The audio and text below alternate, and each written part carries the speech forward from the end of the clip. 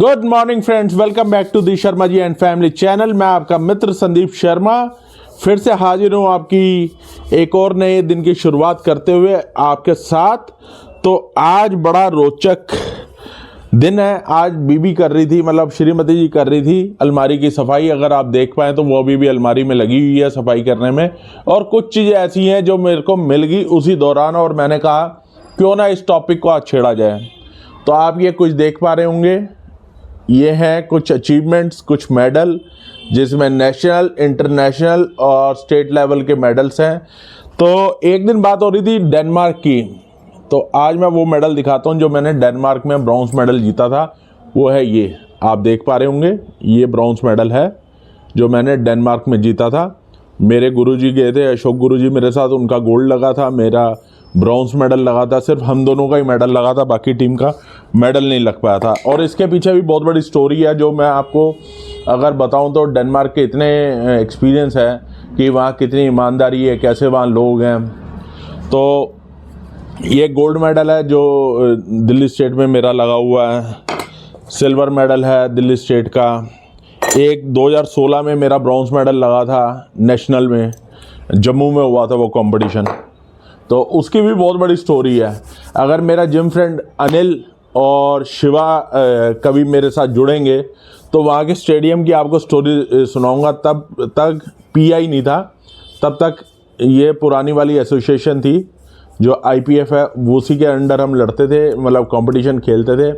और उस कंपटीशन की इतनी स्टोरी है ना, आपको मैं क्या बताऊं भाई साहब। वो स्टेडियम, वो जगह, आम आदमी को छोड़ दो वो नहीं रुक पाता। और हम लिफ्टर्स ने वहीं लिफ्ट करी और वो धूल खा खा के। तो चलो उस स्टोरी को भी किसी दिन और कवर करेंगे। अभी तो फ़िलहाल ये आपको दिखाते हैं, ये ब्रॉन्ज मेडल जो 2006 में इसके ऊपर आज भी टैग। और वहाँ की क्वालिटी ऑफ मेडल भी भाई, ये करीबन 200 ग्राम का मेडल है, 150 से 200 ग्राम का मेडल है। तो वहाँ के जो एप्रिसिएशन देते हैं ना, पीस ऑफ तो मेडल, ये पीस ऑफ मेटल है। बट आपको एक खुशी होती है कि जैसे अब कई मेडल हैं वो इंडिया के या नेशनल के, वो ऐसे काले और थोड़े से डल से पड़ गए हैं। तो खुशी होती है कभी ऐसे चीज़ें देख के कि हाँ भी बाहर की चीज़ों की क्वालिटी भी सही में बहुत अच्छी है। तो ये हो रही थी सफाई मैडम की, श्रीमती जी की, और सामान सफाई करते करते ये सब चीज़ें निकल आई। तो मैंने आज यही एक टॉपिक लें, पावर लिफ्टिंग में क्या क्या अचीवमेंट हुई और कैसे कैसे क्या क्या एक्सपीरियंस हुआ। तो 2006 में हम गए थे डेनमार्क, जहाँ पर हमारा कंपटीशन था रेंडर्स में। कोपेनहेगन से 4 घंटे की ट्रेन लेके हम रेंडर्स पहुँचे थे। जिस होटल में रुके थे उसका नाम भी रेंडर्स था। और वो hotel which is very beautifully place in market. और मेरे ख्याल से अगर दिल्ली में कहेंगे तो हम उसे 4 स्टार 5 स्टार प्रॉपर्टी कह देंगे। जैसे दिल्ली के अंदर तो कई वैसी 5 स्टार प्रॉपर्टीज़ हैं। और हम 4 लोग गए थे, जाना हमने 5 लोगों ने था। मगर उनमें से जो हमारे सीनियर लिफ्टर हैं डॉक्टर सोमनाथ टुगनैट, उनकी जो मदर इन लॉ, उनके साथ कुछ ऐसा हुआ था कि उन्हें ड्रॉप करना पड़ा। तो मैं गया था, गुरुजी गए थे, अशोक शर्मा जी गए थे, साथ में गए थे पिंटू भैया, तेजिंदर पाल सिंह, जो कि इंडिया में फर्स्ट ऐसे लिफ्टर थे जिन्होंने 200 किलो बेंच प्रेस क्रॉस करी थी। डॉक्टर टुगनैट ने 225 क्रॉस करी थी। और जो अपने तेजिंदर पाल जी हैं उन्होंने 200 क्रॉस करी थी। तो ये रिकॉर्ड आज भी हैं कि इंडिया में कोई इतनी हैवी बेंच में सबसे पहली बार कौन कौन गए। तो ये 2 रिकॉर्ड हमारी जिम से हैं। ऐसे कई रिकॉर्ड हैं जो हमारे भारत स्पोर्ट्स क्लब से हैं। तो उनमें से ये 2 अपॉर्चुनिटीज़ या 2 एक मेडल्स कहें या फिर 2 रिकॉर्ड्स कहें जो आज तक हमेशा एक हिस्ट्री बनी रहेगी। कि भाई एक हिस्ट्री तो हमेशा वही बनती है ना कि एक आपने बैरियर तोड़ा। आज बहुत लोग जा रहे हैं, उसके बाद तो बहुत लोग गए भी, मगर कहीं ना कहीं एक मोटिवेशन मिली होगी कि हाँ ये करते हैं तो हम क्यों नहीं कर सकते। तो यही है जर्नी। अब बहुत जल्दी पैर खुल गया है तो हम अपने पुराने अखाड़े, मतलब जहाँ से हमारी रूट्स हैं, भारत स्पोर्ट्स क्लब, वहाँ भी जाएंगे, गुरुजी से मिलेंगे, अपने पुराने मित्रों से मिलेंगे। एक गुरुजी का इंटरव्यू भी करेंगे, फुगली उस्ताद का इंटरव्यू करेंगे। उनकी जर्नी तो मेरे से भी बहुत लंबी है। मगर हाँ, उनकी गाइडेंस हमेशा रही है। आज भी कभी कोई प्रॉब्लम, कोई इशू होता है तो लाइफ में खाली लिफ्टिंग से नहीं, वैसे भी कोई इशू होता है तो एक पर्सन जिसे मैं गिन सकता हूँ कि जिससे मेरे को वाइजली एडवाइस मिलेगी, उसका भी एक मैं आपको उदाहरण बताऊँगा। तो वाइजली एडवाइस मिलती है तो वो हमारे गुरुजी अशोक शर्मा जी से मिलती है। लाइफ के अंदर कई प्रोफेशनल होती है, कई और प्रॉब्लम होती है, फैमिली प्रॉब्लम होती है, तो बड़ी अच्छी एडवाइस देते हैं और बड़े एग्जाम्पल के साथ देते हैं। तो मिलते हैं, बने रहिए चैनल पे।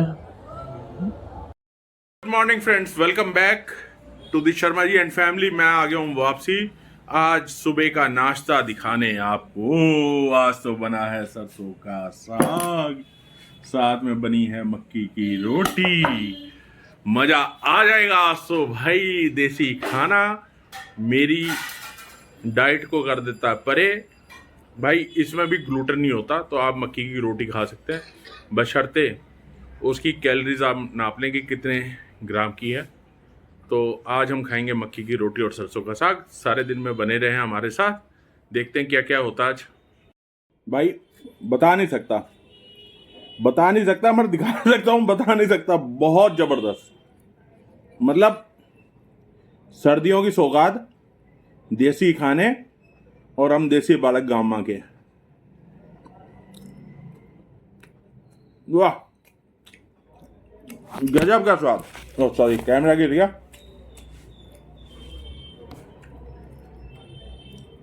गजब का स्वाद। ये दूसरी रोटी चालू हो गई मक्की की, 2 रोटी खाऊंगा, तीसरी भी खा लूंगा स्वाद लगी तो।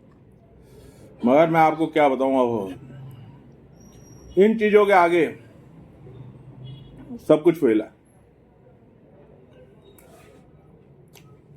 एक चीज की कमी है, 2 की। एक कच्ची मूली साथ में हो और नूनी घी, सफेद वाला मक्खन। देसी घी तो डाला है बहुत, आप साग में देखोगे ना।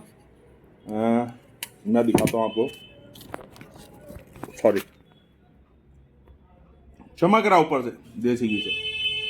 मगर क्या है, हाय फ्रेंड्स, वेलकम। आ गए हम वापसी जिम में। भाई आज तो मक्के की रोटी और सरसों का साग का क्या कमाल बताऊं भाई साहब। मैंने दोपहर में भी वही खा लिया, साग और मक्के की रोटी।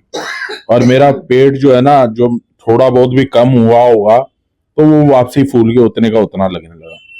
तो उसकी हमें बहुत हुई गिल्टी। तो हम आगे जिम वापसी आज फिर से करेंगे 2 बॉडी पार्ट। आज हमारा बैक और बाइसेप, क्योंकि कुछ दिनों से हमारा थोड़ा सा जिम रूटीन और ब्लॉग रूटीन भी बिगड़ा हुआ है। कहीं ना कुछ ऐसा काम आन पड़ रहा है जिसको मैं डिस्कस भी नहीं कर सकता यूट्यूब फैमिली के साथ जब तक वो पूरा नहीं हो जाता, और वो छोड़ भी नहीं सकता।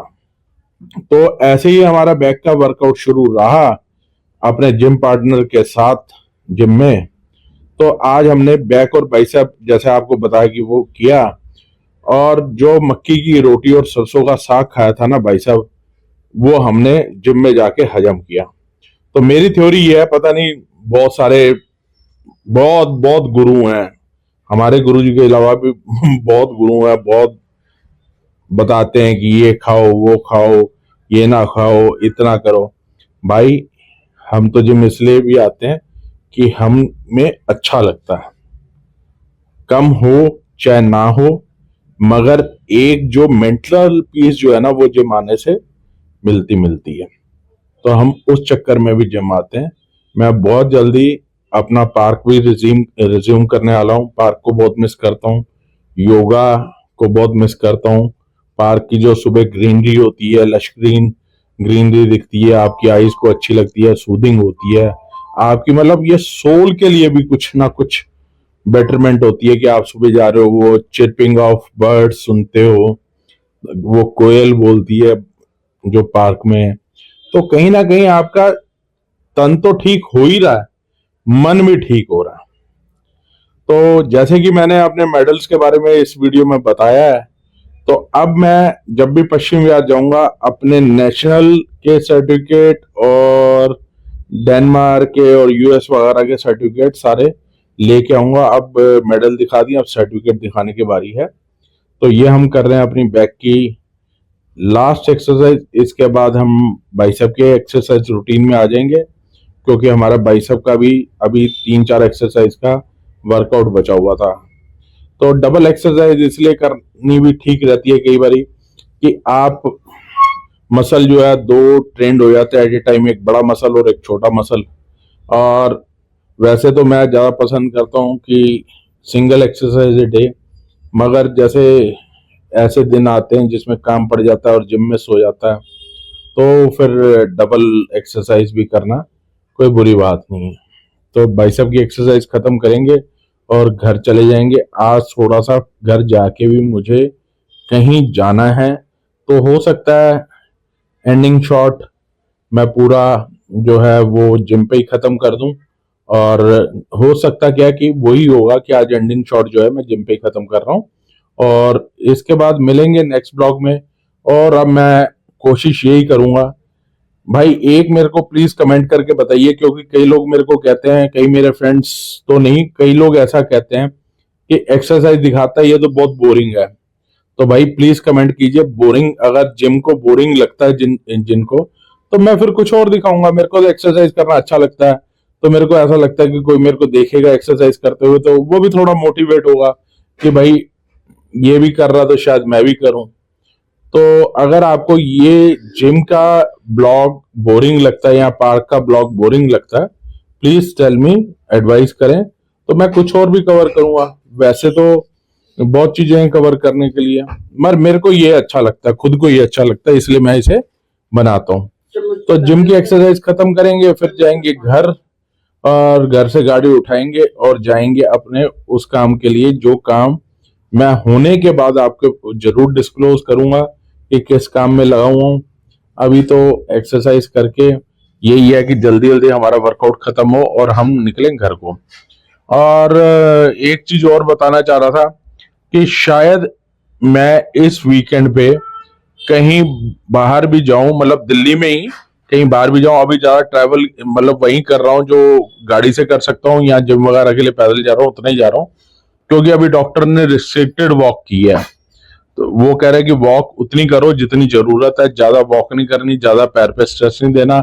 मगर मैं फिर भी दे रहा हूँ, मगर एक्सरसाइज करते हुए जो आप देखेंगे मैं उस पैर पे वेट नहीं अभी डाल रहा। अभी उस पैर को मैं थोड़ा सा उठा लेता हूँ या ऐसे कर लेता हूँ कि जो पूरा उसके ऊपर वेट ना आए।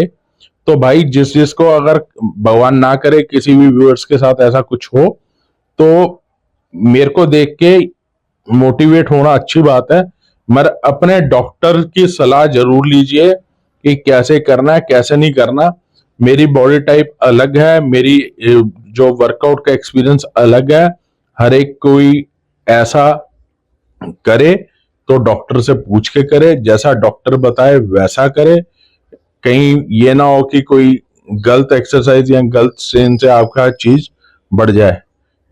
तो ये हमारी लास्ट एक्सरसाइज चल रही है। इसके बाद एक और हमने करी थी, हाँ, हैमर प्रेस करेंगे। तो हैमर प्रेस के बाद हमारी एक्सरसाइज हो जाएगी खत्म, और कल फिर जाएंगे जिम, और कल शोल्डर का वर्कआउट है, शोल्डर का वर्कआउट करेंगे।